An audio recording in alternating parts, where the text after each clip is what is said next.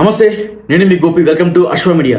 Pastor Praveen ఈ పేరు గత వారం రోజుల నుంచి రెండు తెలుగు రాష్ట్రాల్లో ఒక ప్రకంపనలాగైతే మనకు బయట వినపడుతూ ఉంది. సో రీసెంట్గా మనం చూసుకోవచ్చు, ఆయన ఒక ఏలూరు రోడ్లో ఒక వైన్ షాప్లో బగాడి వైన్ తీసుకున్నట్టుగా అయితే ఒక వీడియో అయితే బాగా వైరల్ అవుతుంది. సో ఏంటంటే ఆ వీడియో వైన్ షాప్లో బాటిల్ తీసుకొని ఆయన తాగేసి డ్రైవ్ నడిపి ఎక్కడైతే ఏలూరు రోడ్లో కొంచెం చిన్న ట్రాఫిక్ లాగా ఉంటే అక్కడ ఆయనకి కళ్ళు తిరిగి కింద పడిపోయాడండి. అప్పటికి ఆ కళ్ళు తిరిగి కింద పడిపోయిన తర్వాత అక్కడ దగ్గరలో ఉన్న ట్రాఫిక్ పోలీస్తో సంబంధించిన ఎస్ఐ గారు, అదేవిధంగా పక్కనే కొంతమంది యువకులు ఉంటే ఆయన్ని కొంచెం మోసుకెళ్ళి తీసుకెళ్ళి పక్కనే ఉన్న ఒక చిన్న హోటల్లో అయితే ఆయన కూర్చోబెట్టడం జరిగింది. సో జరిగింది అయితే ఇది, ఆయన ఆల్రెడీ డ్రింక్ చేశాడు. కొంచెం చాలా దూరం నుంచి, లైక్ హైదరాబాద్ నుంచి ఏలూరు నీటు రాజమండ్రి దాకా బైక్ పైన ప్రయాణం చేస్తున్నాడు. అది బాగా ఇప్పుడు ఎండాకాలం కాబట్టి తీవ్ర ఎండలు అయితే ఆంధ్రప్రదేశ్లో ఇప్పుడు ఉంటా ఉంటాయి. సో ఇంత జర్నీ కూడా ఉంది కాబట్టి ఆయన కొంచెం నీరసంగా గురయ్యాడు. ఒక పక్క మందు తాగాడు, మరో పక్క నీరసానికి గురయ్యాడు. సో ఈ రెండు కూడా ప్రస్తుతానికి అయితే బాగా హాట్ టాపిక్గా మారుతున్నాయి. ఈ రెండు విషయాలు జరిగినాయి కాబట్టి ఆయన నీరసానికి గురయ్యి ఆ మత్తులో తూలి యాక్సిడెంట్గా గురయ్యారని కొంతమంది అంటున్నారు. సో ఈరోజు పోలీస్ ఎవరైతే ఎస్ఐ గారు ఉన్నారో ఆయన అయితే ఒక మాట చెప్పారు. ఆయన మాకు ఆ రోజు కనపడ్డాడు, తాగి ఊగినడిగితే నాకేం అనిపించలేదు, కొంచెం నీరసంగా ఉన్నాడు. ఎందుకంటే మేము అడిగితే కొంచెం చాలా దూరం నుంచి డ్రైవ్ చేసుకుంటూ వస్తామని చెప్తే, సో ఆ వడగాలికి వడదెబ్బకి ఎండకి అడ్డం పడిపోయి ఉంటాడని పోలీసులు భావించారు. దగ్గరలో ఉన్న ఒక షాప్ తీసుకెళ్ళి వాటర్ తాపించి ప్రశాంతంగా కొంచెంసేపు కూర్చోండి, చిన్న ఆయనకి వెనకమాల ఒకటి ఏదైతే లగేజ్ ఉందో ఆ లగేజ్కి సంబంధించి ఒక వైర్ కావాలని అడిగాడంట.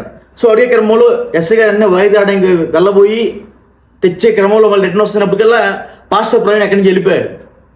ఆ కుట్లో ఎవరైతే ఒక చిన్న యువకుడు ఉన్నాడో అతను కూడా వైర్ తాగడానికి పక్కకి వెళ్ళాడు. ప్రవీణ్ వెళ్ళిపోయాడు అక్కడి నుంచి. సో ఆ వెళ్ళిపోయిన తర్వాత నుంచి ఏం జరిగింది అనేది ఒక హాట్ టాపిక్గా మారింది.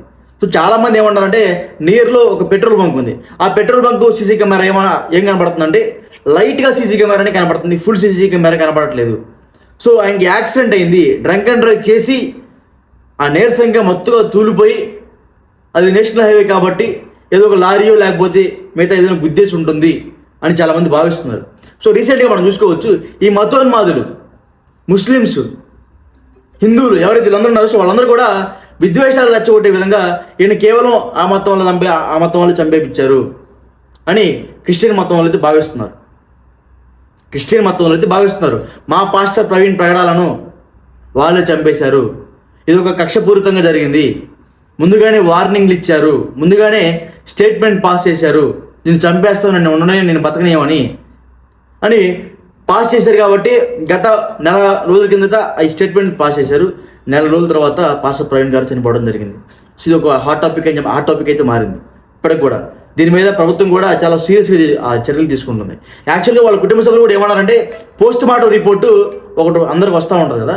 సో వచ్చే క్రమంలో వీళ్ళ కుటుంబ సభ్యులు ఏమన్నారంటే, పోస్ట్ మార్టం రిపోర్టు మాకు వద్దు, ఎందుకంటే ఆ పోస్ట్ మార్టం రిపోర్ట్లో హత్య అని తేలింది అనుకో, మళ్ళీ మత విద్వేషాలు రెండు తెలుగు రాష్ట్రాలు విపరీతంగా రెచ్చిపోయే విధంగా చేస్తూ ఉంటారు. సో మాకు పోస్ట్ మార్టం రిపోర్ట్ ఏమొద్దు, మా ప్రవీణ్ మమ్మల్ని వదిలిపెట్టి దూరంగా వెళ్ళిపోయాడు, ఇంకా ఆ దేవుడి చెంతకి వెళ్ళిపోయాడని మేము భావిస్తాం, మాకు ఈ పోస్ట్ మార్టం రిపోర్ట్ వద్దు, ఈ గొడవలు వద్దని వాళ్ళ కుటుంబ సభ్యులు కూడా భావించాడు. ఇది మనకి బయట నుంచి ఒక సమాచారం వినబడుతుంది. సో వాళ్ళు ఆలోచించింది కూడా కొంతమేర కరెక్టే, ఎందుకంటే బయట నిజంగానే ఈ మర్డర్ అయితే ఇది వేరేలా వెళ్ళిపోతుంది, యాక్సిడెంట్ అయితే ఇది వేరేలా వెళ్ళిపోతుంది. సో ఇప్పుడు చాలామంది కూడా ఈ ట్విస్ట్ దగ్గర ఆగిపోతున్నారు. సో ఈ ట్విస్ట్ కూడా బయట పెట్టకుండా ప్రభుత్వం, అదేవిధంగా వాళ్ళ కుటుంబ సభ్యులు కూడా చాలా చర్యలు తీసుకుంటున్నారు అని ఒక టాక్ అయితే వినపడుతుంది. సో ఎనీవే, పాస్టర్ ప్రవీణ్ ఇప్పటికి వచ్చే సమాచారం మేరకు అయితే ఆయన చంపేయలేదు, ఆయన కేవలం ఒక యాక్సిడెంట్కి గురి చనిపోయాడు అని ఒక టాక్ అయితే వినపడుతుంది. సో ఎందుకంటే ఆయన మందు తాగి డ్రైవ్ చేశాడు, చాలా దూరం ప్రయాణిస్తున్నాడు కాబట్టి చాలా నీరసంగా మత్తులో ఉన్నాడు. సో ఆ మత్తులో తూలిపోయి యాక్సిడెంట్ చనిపోయాడు అన్నట్టుగా ఒక టాక్ వినపడుతుంది. సో ఆయన ఒక లారీ గుద్దేసింది అని కొంతమంది అంటున్నారు, ఆయన్ని ఒక కారు గుద్దేసింది అని కొంతమంది అంటున్నారు. సో ఆయన ఏం గుద్దిందో, ఎవరు గుద్దేసి వెళ్ళిపోయారో కూడా తెలియలే, కానీ ఆయన అయితే మాత్రం ఆ రోజు నైట్ చనిపోవడం జరిగింది. సో చనిపోయింది కూడా కేవలం మతోన్మాదాలు రెచ్చగొట్టడానికి క్రిస్టియన్స్ మొత్తం కూడా అందరూ కలిసి కూడా ముస్లిం సంబంధించిన ఎవరైతే వలీ సంథింగ్ ఎవరు ఉన్నారు, సో ఆయన చంపేపించారని ఒక టాక్ వినపడుతుంది. సో ఇవన్నీ కూడా వార్తలు మాత్రమే.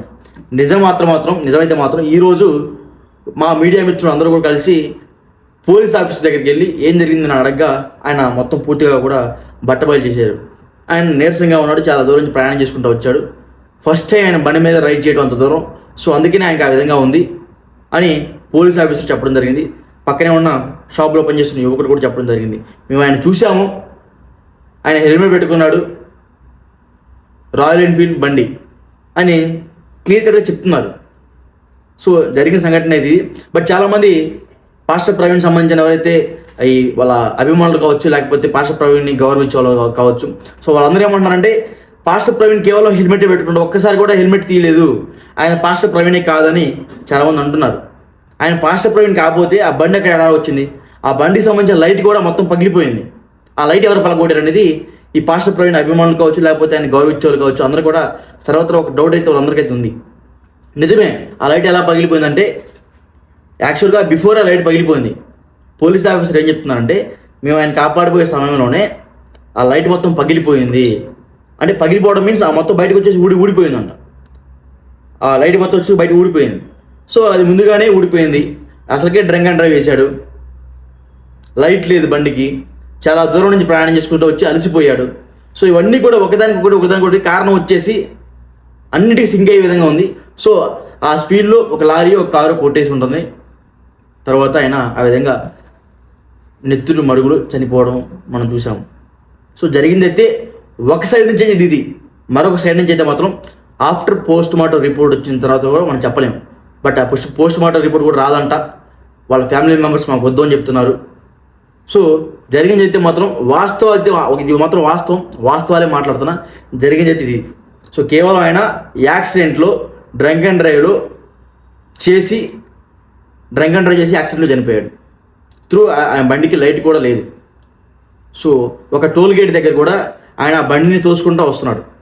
నీకు లైట్ లేదు, అదేవిధంగా సిగ్నల్ వేసుకుంటా చాలా దూరం నుంచి తోసుకుంటూ వస్తున్నాడు. పెట్రోల్ అయిపోయిందో తెలియదు, మరి ఏమైపోయిందో తెలియదు, కానీ చాలా దూరం నుంచి బండి తోసుకుంటూ వస్తున్నాడు. ఆ టోల్ ప్లాజా దగ్గర కూడా నెట్టుకుంటూ వస్తున్నాడు. సో యాక్చువల్లీ జరిగింది ఏంటంటే ఇది యాక్సిడెంట్ అని చాలామంది భావిస్తున్నారు.